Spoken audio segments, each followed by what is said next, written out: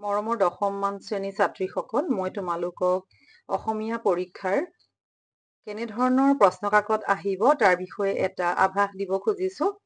তোমালোকে চোৱা, তোমালোকৰ মুঠ নম্বৰ আহিব 100 আৰু সময় 3 ঘণ্টা। তাত তোমালোকৰ ক বিভাগত অৰ্থাৎ তোমালোকৰ মূল্যাংক হ'ব 75 নম্বৰ। তাত তোমালোকৰ অতি চমু প্ৰথমতে দিব 1 1 দুটা, চমু দিব 2 2 4টা আৰু এটা প্ৰশ্ন লিখিব দিব 4 নম্বৰ।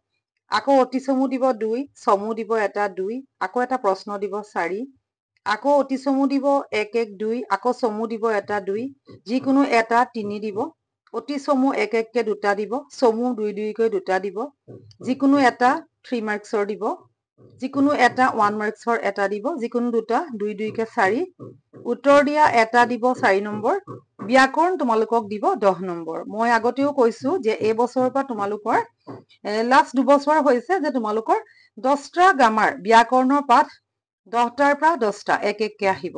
ভাৱ সম্প্ৰসাৰণ আবেদন প্ৰতিবেদন তোমালোকৰ 4 আৰু ৰচনা 8 আহিব। আৰু বৈচিত্ৰ্যময় অসমৰ কোনো তেনেকুৱা তোমালোকক সিলেবাছ দিয়া নাই। জনগোষ্ঠী লিখিবলৈ আহে, তাৰপা 4 আহে, আৰু কেতিয়াবা দুজন ব্যক্তি বা যোৱা তোমালোকৰ শিক্ষান্ত পৰীক্ষাত আহিছিলে দুটা উৎসৱৰ কথা, তাত 6, মুঠতে তোমালোকৰ বৈচিত্ৰ্যময় অসমৰ 10 আহিব। যদি কিবা তোমালোকৰ সিলেবাছত নিৰ্দিষ্ট কৰি দিয়ে তেতিয়া মই তোমালোকক জনাম।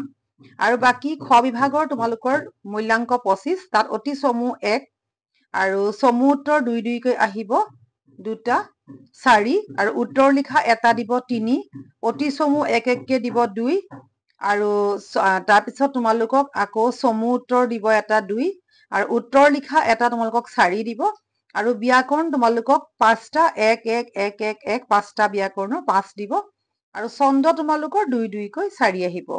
মুঠ তোমালোকৰ আহিব 100 নম্বৰ।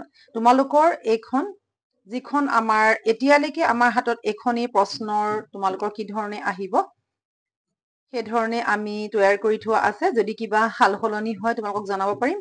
মাথো তোমালোকৰ ইয়াত এটাই পৰিৱৰ্তন হ'ব যে তোমালোকৰ অকমান বিশেষকে মাজৰ গোটেই পাঠবোৰ পঢ়ি তাৰ পৰা তোমালোকক প্ৰশ্নবিলাক দিব, আৰু তোমালোকৰ প্ৰশ্নৰ নম্বৰখিনি ঠিক এনেধৰণৰে এইবছৰ এতিয়া শিক্ষান্ত পৰীক্ষালৈকে এনেকুৱাই আছিলে, বেলেগ একো সাল সলনি হোৱা নাই।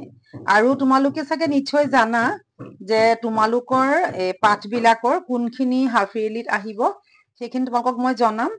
এতিয়া তোমালোকক মই গোটেই প্ৰশ্নখন দি থৈছো, আৰু ইয়াত তোমালোকৰ 75 নম্বৰৰ কাৰণে কি কি পাঠ আৰু 25 নম্বৰ কি কি পাঠ সেইখিনি মই তোমালোকক সবিশেষ জনাম। ধন্যবাদ।